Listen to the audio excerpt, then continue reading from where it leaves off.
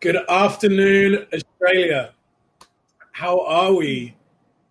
Okay, everyone is here. Hi, my name is John Gakuru. I'm here hosting an awesome panel of professionals from the drinks industry down under. It is 7 p.m. in my hometown and coming up to noon or just after noon, midday in Australia, or Eastern Standard Time.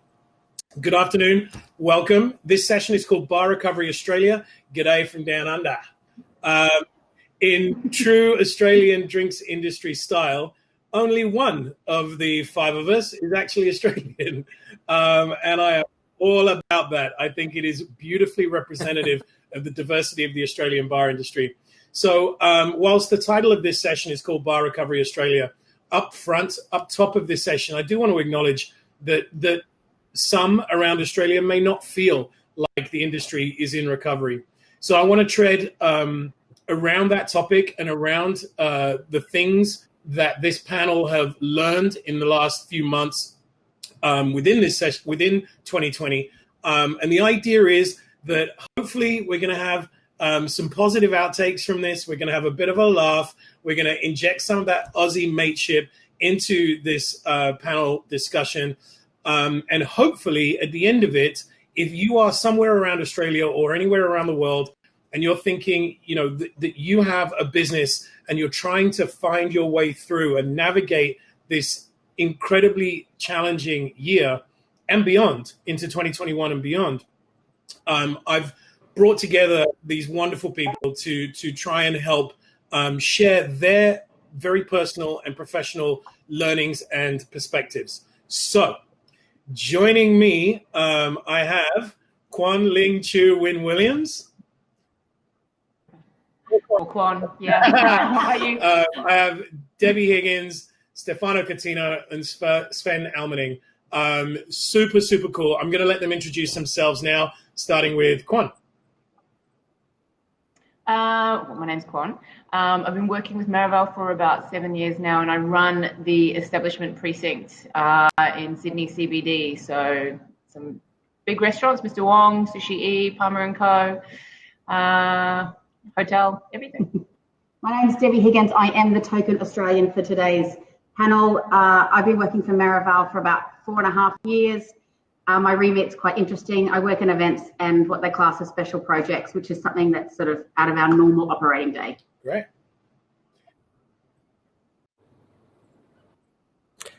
Ciao, I'm Stefano. I am the director of Maybe Sammy and Maybe Frank. So I have 3 venues in Sydney. One is located in the CBD area and 2 other are more like a neighbor style bar/restaurant. All right, rock and roll. What's up, kittens? My name is Sven. I'm the founder of the Speakeasy Group. We have 8 venues in Australia, 4 in Sydney, 4 in Melbourne.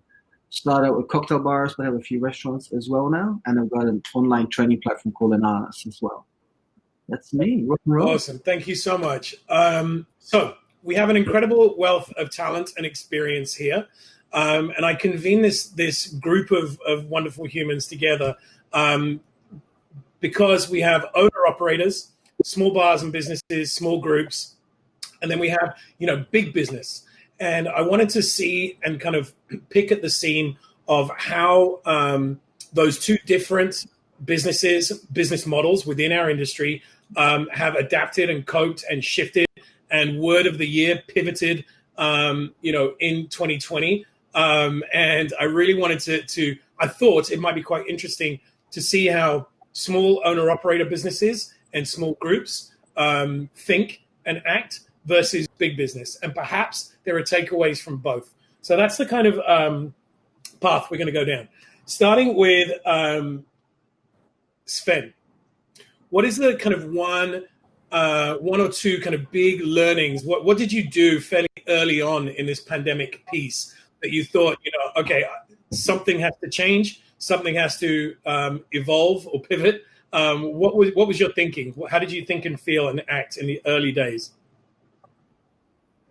I mean, we did a number of things in the early days. I think we saw this coming pretty early and reached out to landlords a bit too early. Actually, they got a bit pissed off when we reached out to them in the beginning because they didn't think it's going to be a big deal.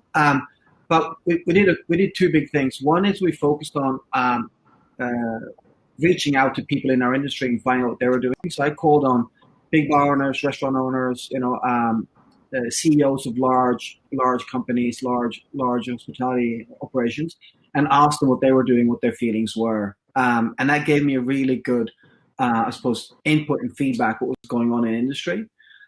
We looked at pivoting and doing takeaway and delivery, but for us, we couldn't come up with a model that would work based on the timelines we had at the time, which was an indication of about 3 months of shutdown. So instead, our main focus was to focus on upskilling our team. So we went through and redid all our internal training procedures, updated our SQL service, uploaded everything to our training platform Ananas, and made sure that we used this downtime to streamline our operations, which then is allowing us when we are reopening to be way leaner than we were before we closed down. And has also allowed us to pick up some of the slack in our brand and some of the slack in terms of the customer experience, because during, like, when you're full and trading hard every single day of the week, it's difficult to sit down and take that step back. So the first 3 months really of this lockdown, we spent it primarily just on fixing things we thought could be improved on in the business, and that's paying dividends now that we're able to reopen in Sydney at least. Yeah. And that's actually an important point. We do acknowledge that across Australia, the pandemic situation is at different stages, and we know Melbourne is certainly doing it tough. One thing that I'm curious with Qwan is how has your view of success changed in 2020? What were you thinking towards the end of 2019, looking ahead to 2020? It sounds great when it trips off the tongue. We were all looking forward to 2020. How are you thinking towards the end of 2019 and as the kind of realities of 2020 set in? Oh, look, I think, coming into finishing 2019 and coming into 2020, I have always measured success around growth and financial growth of the business, financial targets, and reaching sort of what's the next record, where can we get to? And then as March happened, I'll have to admit I was nowhere near as clear on what was happening. Like Sven, I really genuinely never believed that we would actually close. So that when we have come back, we still use the word growth a lot, but we look at perspective. Are we growing our managers professionally and personally? Are we, what does growth look like within the restrictions that we have to work around? And really shifting people's mindsets from a success where we're potentially not going to get back to some of those numbers that we were looking at last year or the year before in the short term, or even the long term. This is going to be with us for some time. So how do we really get people and our teams to feel successful, feel like they're winning when we're working on quarter of the capacity, where the environment's not the same, the buzz isn't there. We don't have the big high volume bars anymore. It's sitting down. So you're looking at, success looking like exceptional guest experience. How do we allow people to come into our venues and try and put some of this to the side and just have a really great time when they are with us? So I think that's where the measures have changed. That's awesome. Stefano, I am going to come to you. I'm just going to go straight to Debbie. Give me one sec. Debbie, there's some really interesting stuff there that Qwan's raised, and one of them is about guest experience. Can you just share with those watching us today, what was the pivot that you made in special projects, to drive the Merivale brand and some of the brands within it, through this 2020 craziness? Yeah, I suppose you get down to a tactical form as we took a food experience that was not in a restaurant and a takeaway offering into a home. And we really worked hard around the box experience and the quality in which someone might be able to have a dining experience at home. And it's great. You know, we have some really creative minds here at Maraval, which is allowing us to be able to do that pivot and quickly and with such high standards. But like any venue, we struggled. Sorry. Can you just explain what the dining experience is that you're articulating for those that are Sydney-based and on the email blast? Okay, so it's called Maraval at Home, and you can order a box that comes to your home, and it's delivered on a Thursday with semi-ready-made meals that you finish at home, and it's restaurant quality food. And we've been really proud about the quality that we've been able to put out. And that's not just the physical box that you get. We also provide you with a fantastic playlist that allows you to have the right atmosphere and the right music and vibe in your place. So taking your date night, which possibly would have been in our Felix restaurant here in Sydney, you can do that at home and have the same vibe and also have a really good time. And there's drinks involved in that, not just the food. Can we give a shout out to Nick Van Thiel for those playlists? Nick Van Thiel was a monster when he had to pull all those together. What a dude. Really a big shout out. And also to our beverage team. You know, it's difficult to put high quality drinks into takeaway vessels to deliver in volume. And that has been a real challenge. So there's been so many things that we've had to overcome. But it's been really interesting. I'm really proud about what we've done. That's amazing. Sven.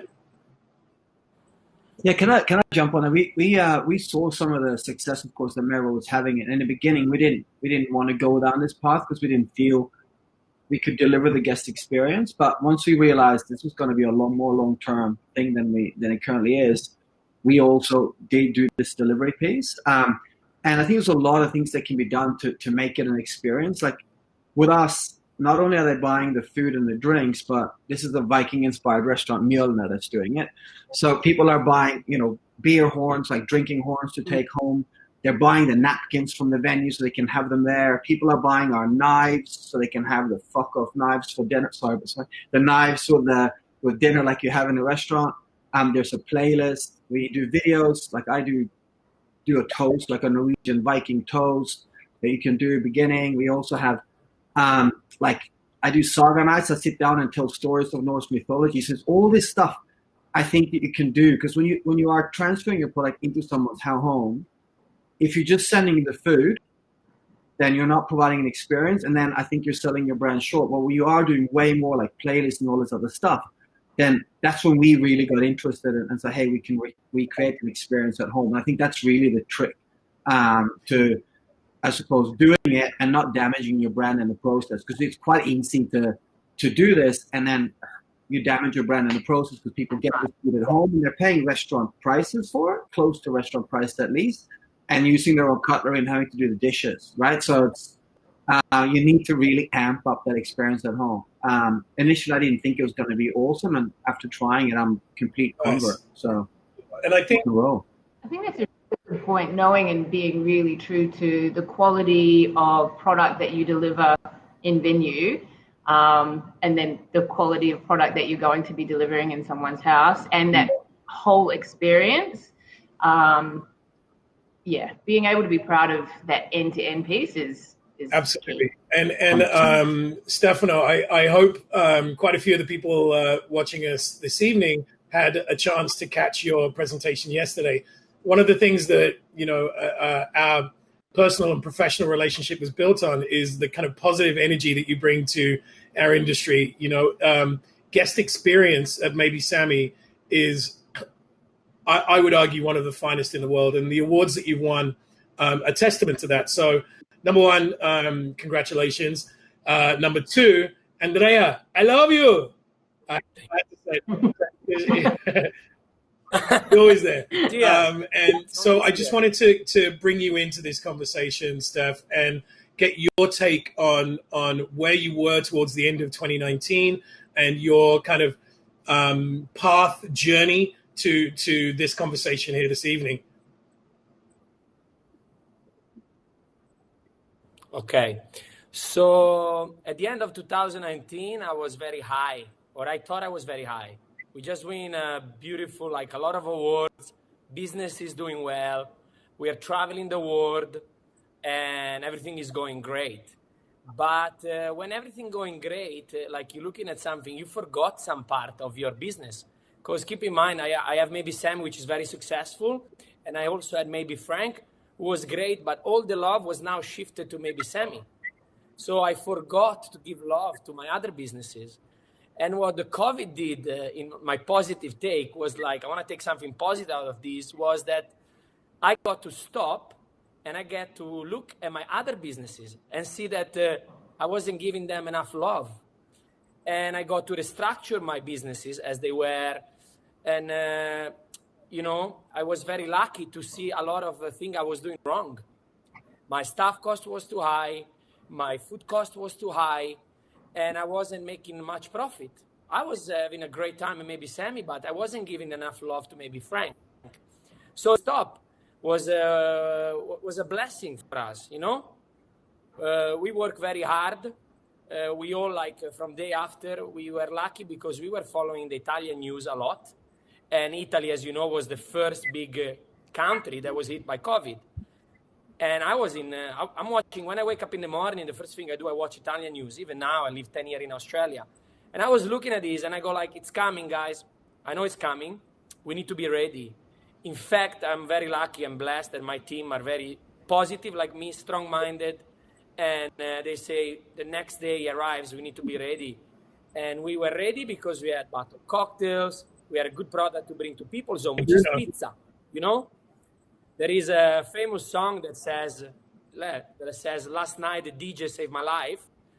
And I think I'm going to play in 2021. Last year, the pizza saved my life. Because, you know, what is better than pizza that can go to anyone home? And what is more lucky to have a business already set up for delivery, because we were already in the biggest platform in Australia. So we didn't have to try. And it was hard for other business to try to do takeaway and delivery. We were already there. So we had like, we started the car already in third gear, you know? So you already know you can get pizza from us, but now you can get cocktail. I'm not going to send you any playlist, but I might sing you or give you a hand gesture when you come pick it up. But quality is important for everybody who's listening. One of my crazy chefs, I remember, he told me, let's cut on quality. Let's buy cheaper stuff, blah, blah, blah. And I go like, no, you're crazy. Let's buy the best salami, the best prosciutto, the best mozzarella, because when you go to people home now, people are going to go like, oh my God, I can't wait to this place to reopen. So if this could be like lockdown, give to people out there who are still in full lockdown, can you hear me?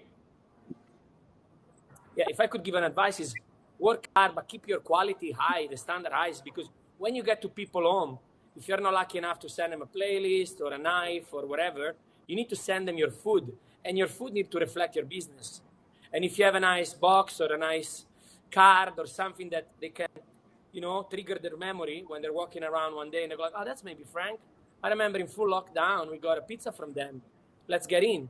So this is my positive feedback that I can give you about the shittiest situation we've ever had. I'll tell you what, learning the delivery arm of the business was one of my greatest learnings and takeaways from 2020. That was a big pivot.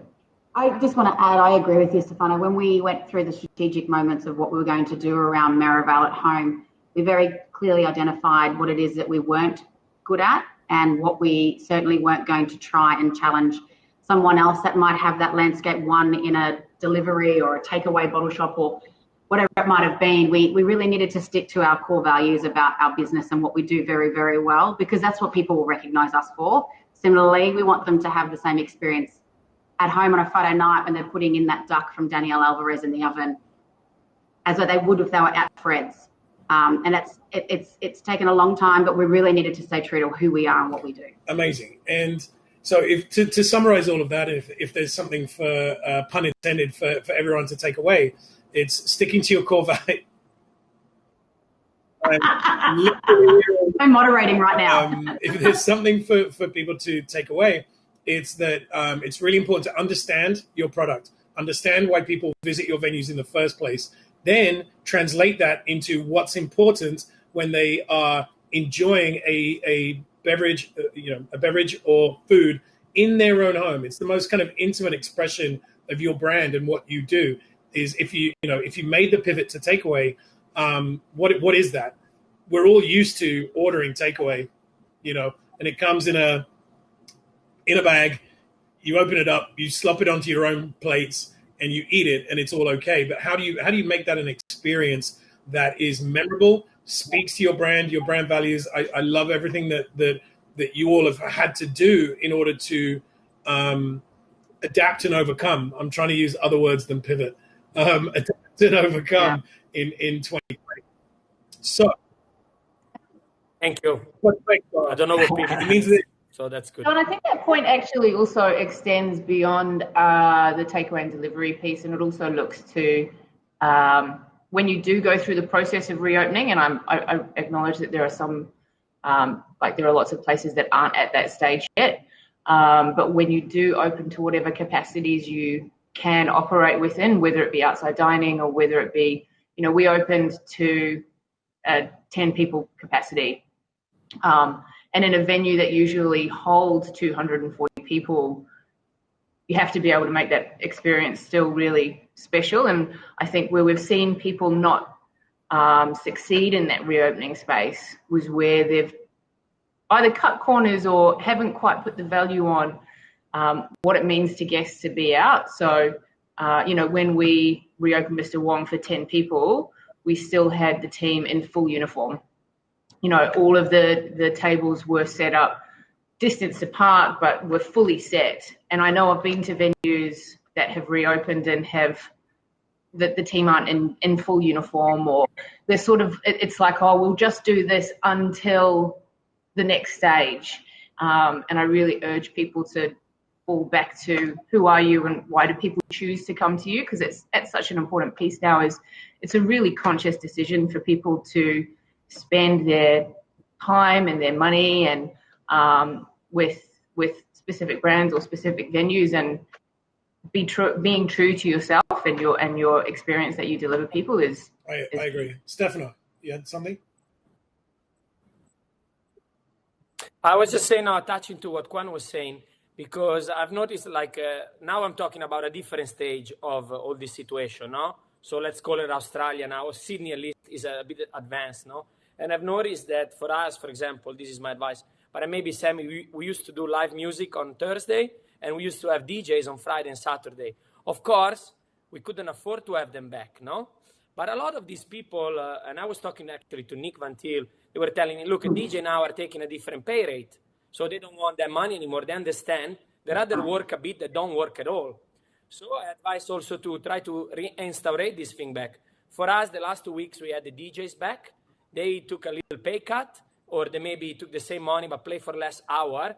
But I am trying to give the same experience.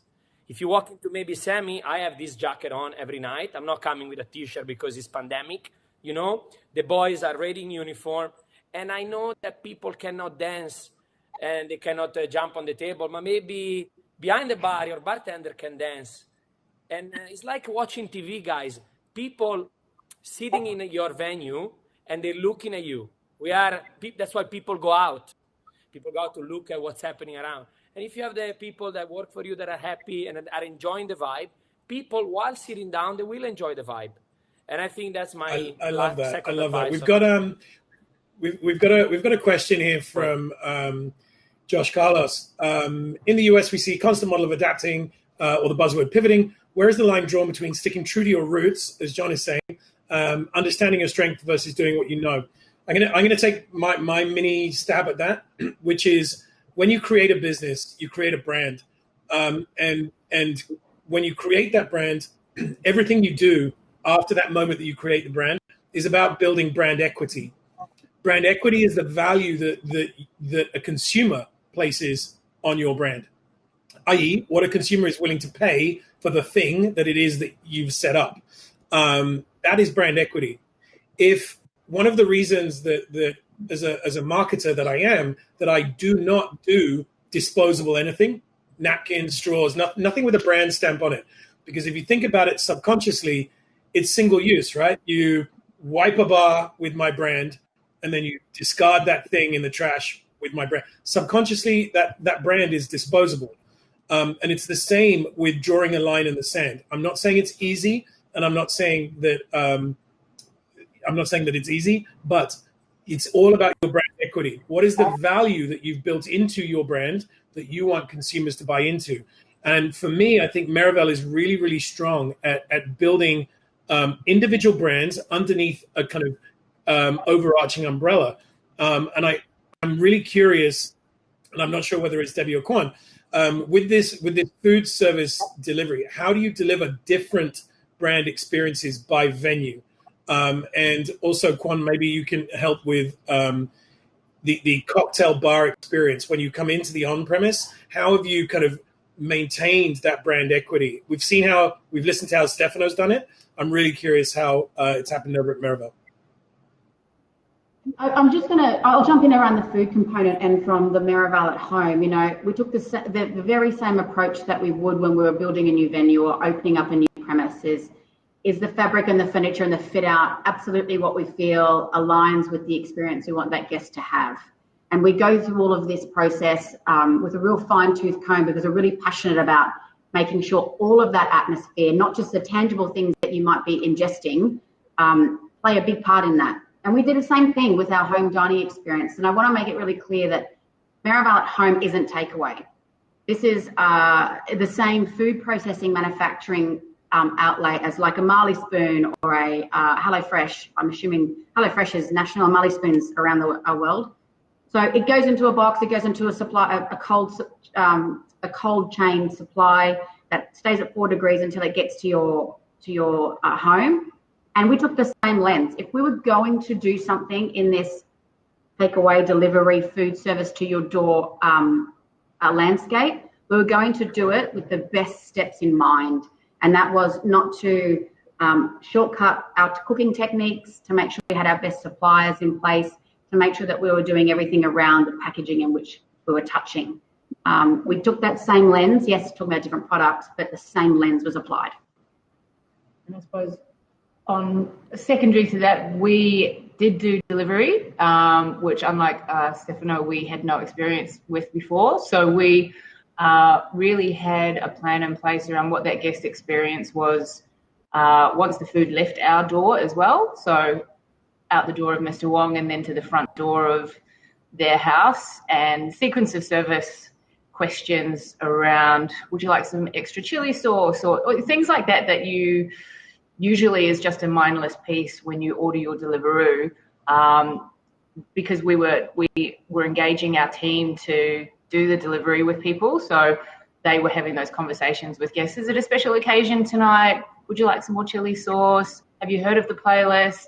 So people were having that interaction at the door, 1.5 meters away, at a time when there was very little interaction. So we were sort of trying to take the opportunity for guest experience at every point. So that was really fun.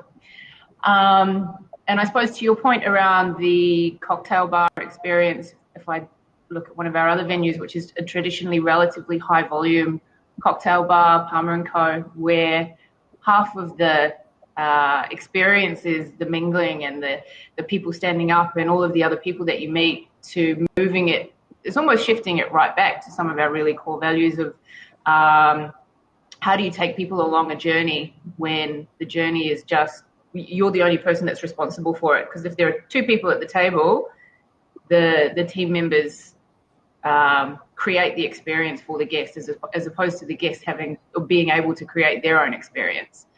So that's something that we're still working on at the moment. But amazing. Can I tell you a funny story about someone that called about Mr. Wong's? She was having a real milestone birthday. Was it a 21st or 18th? Yeah, it was her son's 21st. 21st, clearly couldn't go anywhere. She was doing Mr. Wong's takeaway. So we sent the placemats, the chopsticks, the coasters, so that we could actually, Qwan took photos and said, this is how we set up the table. So in their living room, they could actually try and simulate that even more so than some of the stuff that we're doing every day. So we were passionate here actually, because they started off with Mr. Wong and then the idea was to progress through to Palmer & Co. afterwards. So they had the Mr. Wong dining experience with the placemats and the chopsticks, and we sent them some wine glasses and things. And then they went downstairs in their house. Palmer & Co. is underneath Mr. Wong. And then they had some cocktail specs and made some cocktails for their 21st and almost had a full experience. Love it. I love it. I want to take a slight pivot. Sven, if you were, you talked a little bit about community, or we've talked a little bit about community, and I'm just curious, if you are a business owner somewhere in Australia, what's the kind of major bit of advice that you would give? Like these are owner operators around Australia trying to survive. What's the one kind of big ticket item that you're like, oh my, thank fuck I did that. I told everybody not to swear, and here's me swearing. What's the one bit of advice that you would give? The one thing that you did where you're like, I'm so glad I did that because it led to da, da, da, da, da. I mean, I think aside from, I suppose, revising and going through all our processes and procedures and how we run the business, the other piece was, like I also mentioned, just reaching out. One of the key things when we went into lockdown, this thing happened here, there was a lot of legislation being released and announced on a daily basis, and they'd changed that legislation every couple of days. So you'd spend 48 hours drowning in paperwork trying to figure out what the hell JobKeeper means, and you got under control, and then 2 days afterwards it's changed, and then you make change. All that stuff was really hard. So what I did was I just called, people I know and people I don't know. I'd call, CEOs of large hospitality companies, smaller ones, and I'd go, and I'd pass on information. I'd go, this is what I've learned from these guys. How are you doing this? And as a result, by A, being vulnerable and not afraid of sharing, and B, reaching out and passing on information I received as well, I found that I wasn't making decisions in isolation, right? And I was able to make use of, one of the guys I talk a lot to is the CEO for Australian Venue Company. And he's an absolute champion. And he had no problem sharing any of his information, any of his resources, any of his legal advice, any of his accounting advice with us. And that meant we could reach conclusions and decisions quicker than if I sat in my own office thinking I know everything. And that's something and that's something in our industry in general I find really lacking, is that people see each other as competition, and therefore don't want to share. I have always shared, like I did a bunch of stories years ago on how to open your own bar, and I shared all my financials and all the calculations. And I find when you do that, you get so much back in return. And now that as we're going to start reopening, it's important that we don't look at the bar across the road as the competition, or the restaurant across the road as competition. They're not fucking competition. The competition is Netflix, right? So 6 months at home, 9 months at home, people are watching, binging. That's what they're doing, man. It's Disney, it's Amazon, it's Netflix. Stuff keep people at home is going to be our enemy when we reopen. And your friends are the restaurants and bars in your area that also can drive people into a place where you are. And I think reaching out to people and talking to them and not being afraid of sharing numbers and detail is one of the key things that helped us through it. And I really recommend more people to do the same. That's great. I couldn't agree more. Stefano. I just want to, because Sven was saying that thing, I want to give a shout out to the guys from Sydney Small Bartender Association, Carl and Paisan, because during these, for me, they were the most helpful. Everything was online. Everything was shared in their channel for everybody to look. For me, I'm an Italian in Australia. To work throughout the law and understand what I have to do, sometimes it's hard, and a lot of people were sharing information, and that was the best thing. And I agree with Sven. I read all your bar. How did you open your bar? That's how I open mine. That's why I'm closing down now. I'm joking. But I think it's important to share. I believe everything has to be shared, because once you arrive, it's good to share. And on another thing, when I raised my hand the second time, I heard a lot of people say, when you come to my bar, I want to make you feel at home. I always say, I don't want it to make you feel at home. I want it to make you feel like you're in my bar. Because if I have to make you feel like you're at home, that's what you're doing. You're watching Netflix and blah, blah, blah. So that's my third advice. Love that about environment, actually. I think at home is a turn of phrase that we use quite a lot in hospitality. Airlines use it. We want to make you feel at home in the air. And I think some of these learnings out of this year have helped us change the vocabulary that we've kind of grown up with in hospitality. We know what we mean when we say we want to make you feel at home. It's about hospitality. We want you to feel welcome. We want you to feel comfortable. All of those good things. But when it comes to experience, which I think, if I was to pull a kind of thread through all of the different types of businesses that you all operate, the kind of common thread is that in order to redefine what success looks like in 2020, you've had to all distill down, pun intended, distill down your brand experience and make sure that you focus on your brand experience and that your consumer base is able to choose the experience that they want. And you're absolutely right, Stefano. Nobody wants to feel at home when they're not at home. That's it. It doesn't make sense. So I think that's a really beautiful point. Qwan, what would 2019 you tell 2020 you?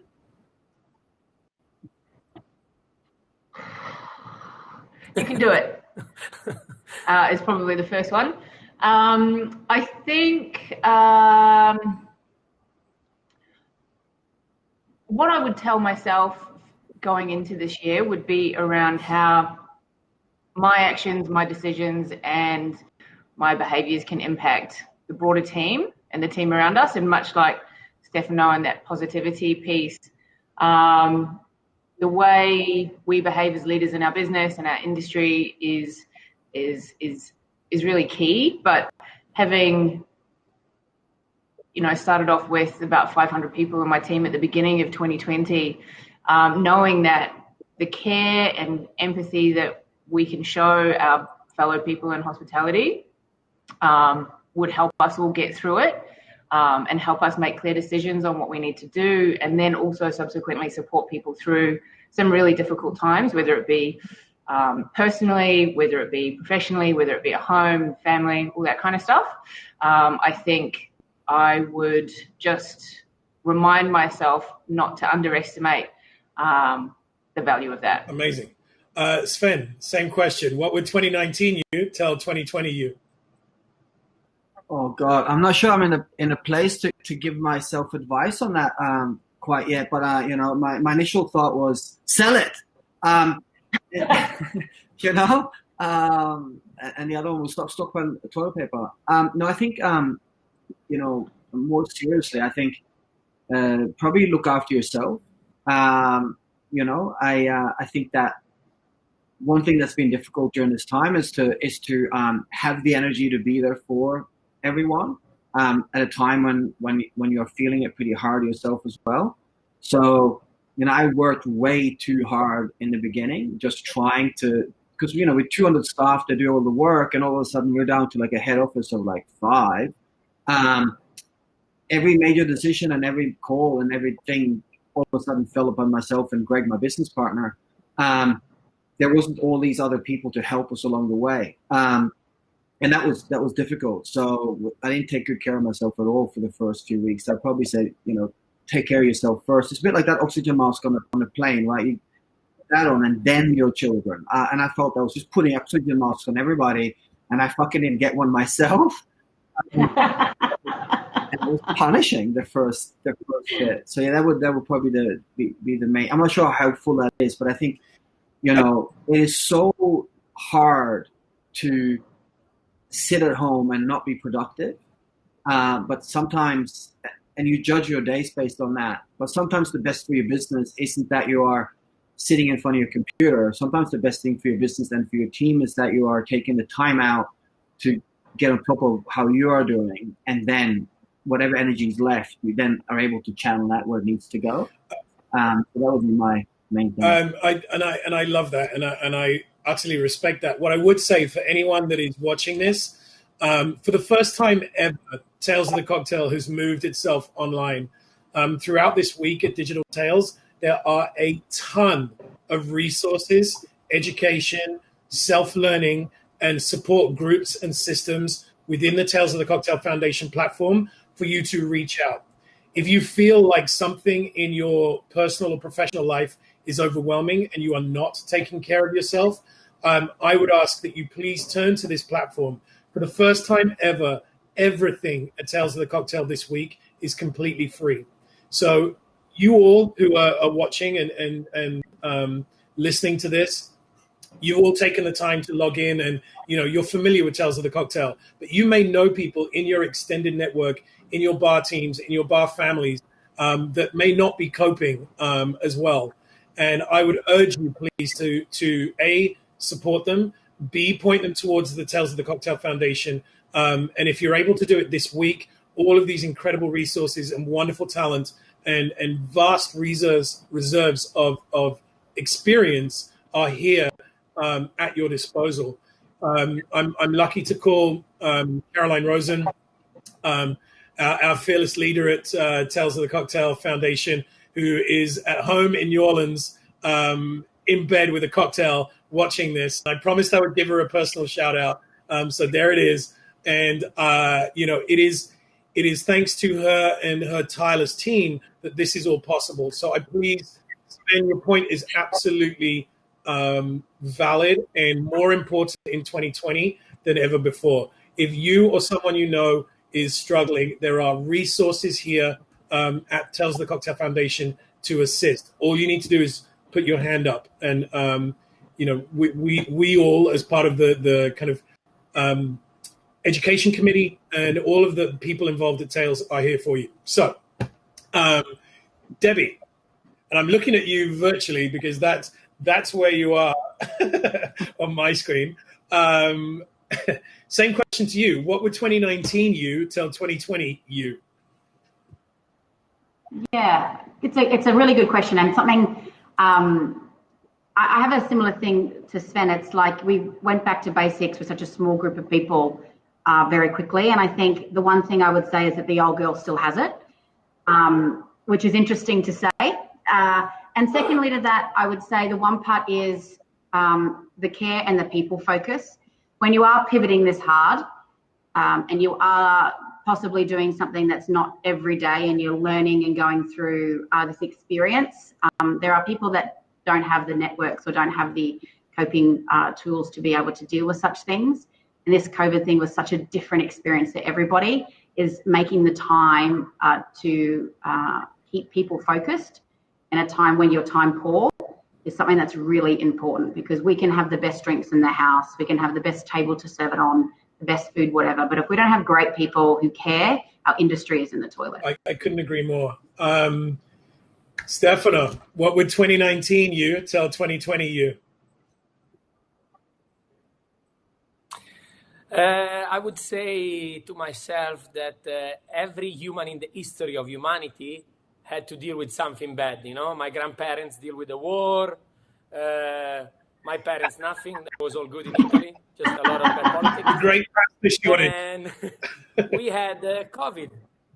We had COVID, but I would say to myself, Steph, remember, we are resilient. Remember that when something bad happened, there's nothing you can do.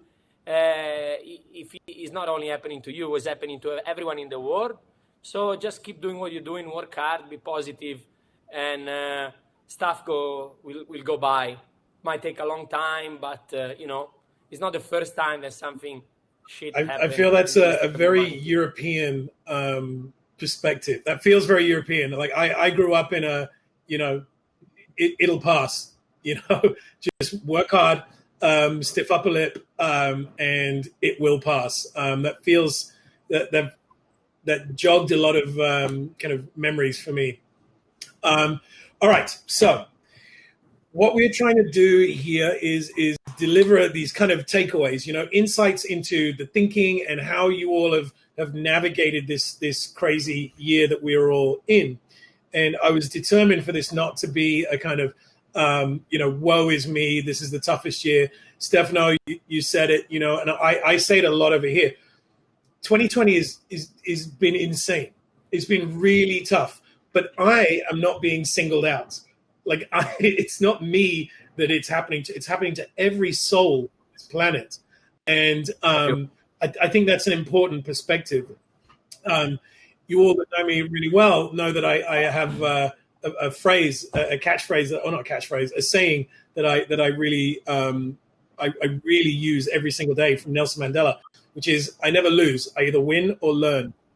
So we dealt with what you would tell yourself last year to this year. Now you're in 2020.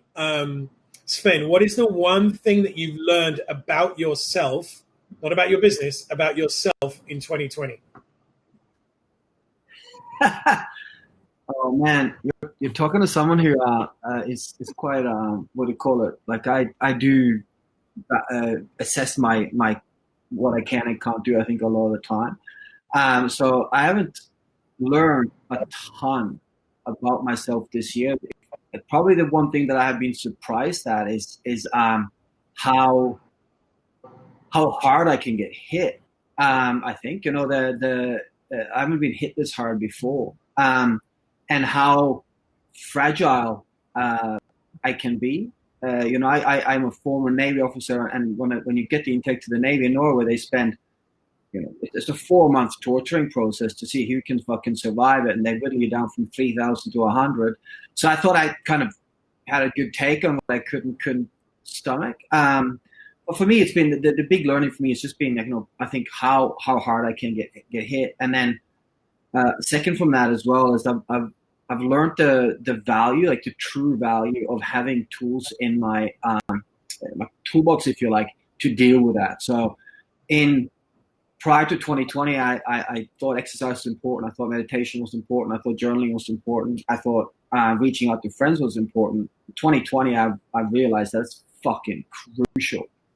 It's not something I do when I am down. It's something I do every day to make sure that I get through it. So I'm not sure that's the answer, but I've been really surprised at the depths that I could go down, and I've been I suppose blessed in a way that by understanding and already having these tools at my disposal and dialing up their use has really helped get me through the time. So that's probably my learning, if you like. Yeah, so no, far. that's good. The purpose of this is it's a roller coaster. Purpose of this is again to let people know who think they know you really well, a different side to you, maybe, and expressing a degree of vulnerability and surprise. I absolutely do not come from a military background, and the thought of it is just abhorrent. I want no part of it. John, I've been to your primary school. I know where you come from. Good point. But still, that's why I left.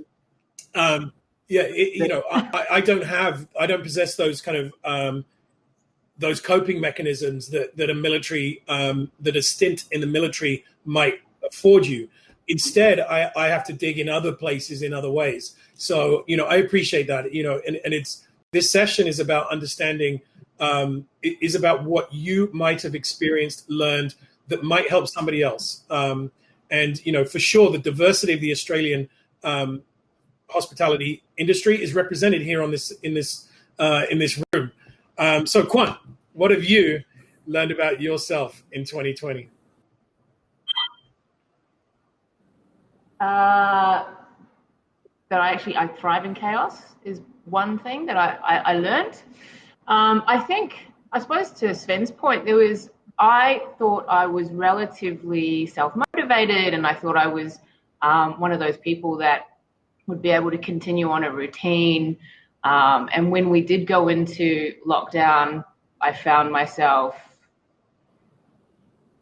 not working out, not really watching what I was eating at all. Actually, I wasn't. I just ate.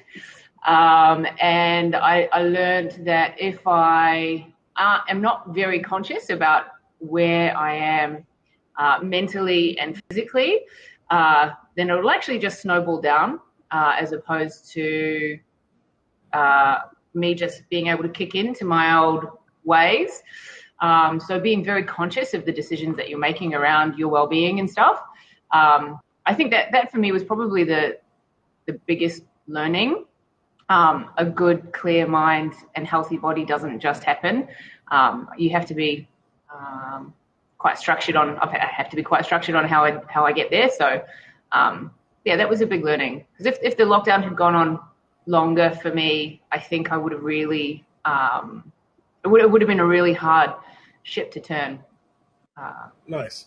Okay, I can certainly relate to that. Stefano, what have you learned about yourself in 2020, brother? John, I learn. I actually have. I know myself quite well. I'm very open with everything I do all the time. I didn't learn much. I might just, I don't know, had a bigger vision of myself. I'm like that. People affect me a lot. So if somebody's unhappy in my team, I get affected of that. I need to have this problem of make sure everyone is happy. And sometimes I bring some unhappiness. Like at home when I shouldn't. I just focus too much. I learned that I hate social media, but I use them all the time. But I think they affect you very bad, especially this discussion of hate that keep on going and going and going. There's no need to. And I learned that of myself, nothing, that I'm a mess. I wanted to do everything, but sometimes I can't. So I need to have other people do. But it's important to know that about. It's important to know that about oneself, right? I think so. It's important to know what I don't know as much as it is what I do. Debbie, what have you learned about yourself in 2020? I have a different lens, and it's possibly because I have a different skill set to the rest of my colleagues here. I've taken a lot of confidence out of who I am and what it is that I bring to the table as a female in a senior role.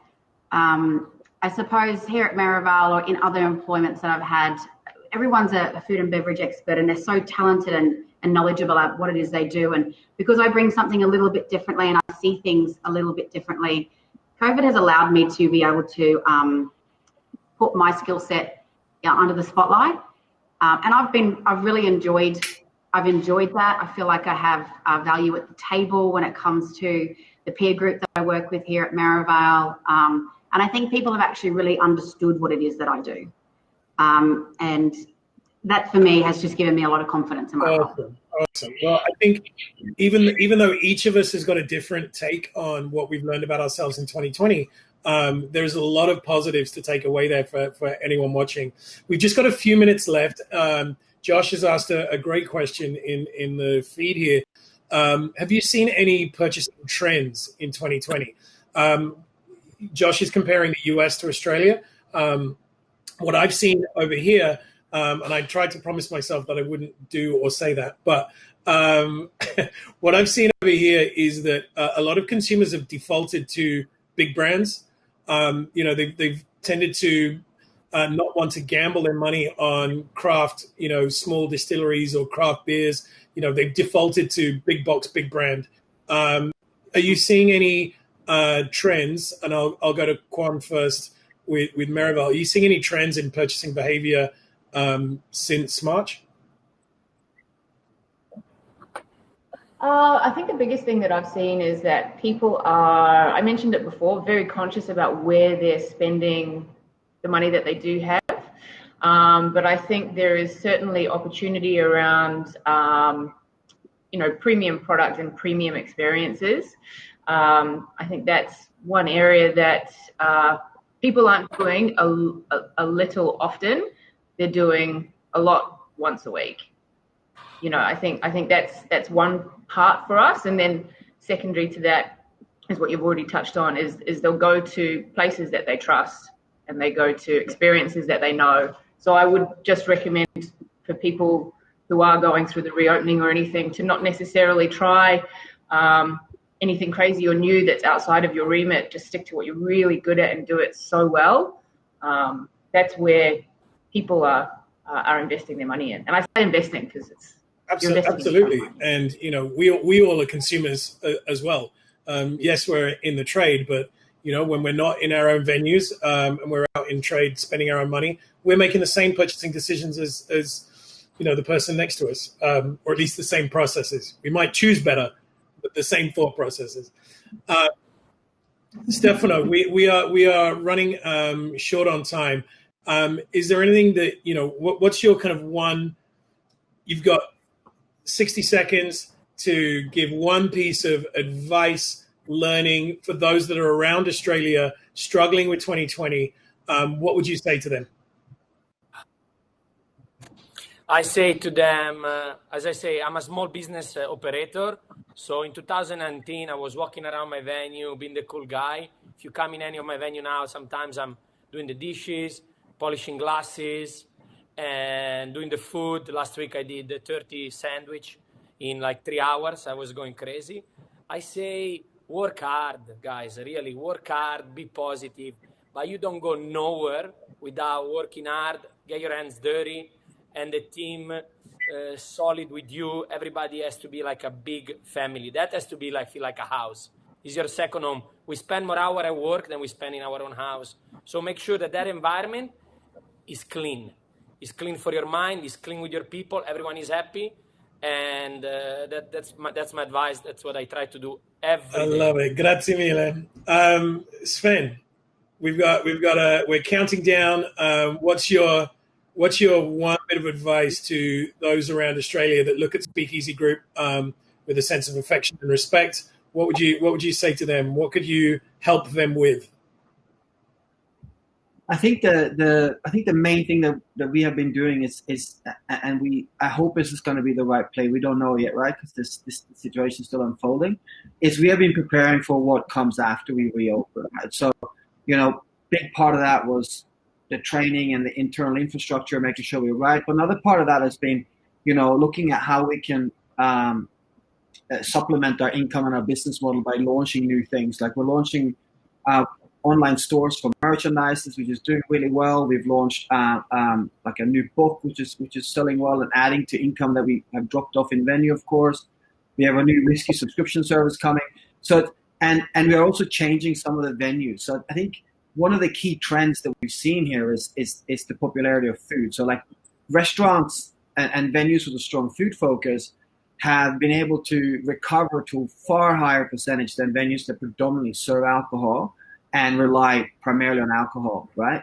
And that's something we believe is going to continue way past this worst kind of situation. So I wouldn't be whilst your brand is important, look at your brands and your businesses and go, well, hang on, what can I do within this that's going to be still relevant and still have, I suppose, be a sustainable business post this situation we're currently in. And that's really where more or less all our efforts are going in, is reworking our businesses and reworking our offering for today. Last year and the past 10 years, that was something different. I don't think we're going to see that again for some time, for better or for worse. And I also think, there's going to be a lot of venues that are closing down, and it's important to remember that, this is a big thing for me. We didn't do this.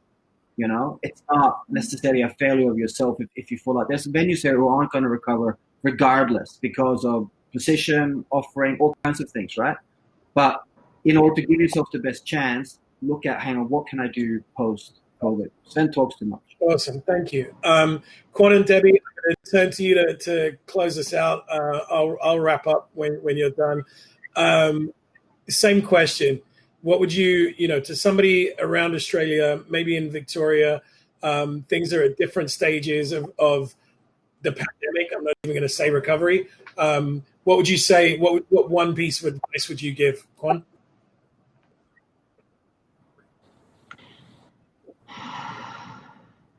I think the one piece of advice that I would give you would be to stay true to yourself, look after yourself, know that it's not your doing or making. This affects people in many different ways, but how you react will certainly be a mark of who you are in the future. So be conscious of that and the impact that you can have on the people around you. Awesome. Yeah, mine would be similar. It's have a good moral compass. make really smart decisions, and your people and team matter. Got to be a focus. I love that. Well, that takes us to the top of the hour. I just want to say thank you to you all. I'm so pleased, proud to call you friends and colleagues. I miss you dearly, all of you. I miss the pizza and the laughs in maybe Sammy and maybe Frank. I miss the cocktails in Speakeasy Group. And Qwan and Debbie, I miss our brunches and our love that we Jeroboam's of rosé. I think this group of people here is testament to the diversity and strength and resilience of the Australian hospitality sector. I just want to thank you so much for giving up a little bit of your time. And I hope that those of you watching take something really positive away from this. Take some learnings, take something into your own sphere of thinking. But underpinning this all, I think the message is to make sure you look after your own health and well-being first. Because if you don't look after yourself, or in the famous words of RuPaul, I should say, if you don't love yourself, how in the hell are you going to love someone else? Thank you.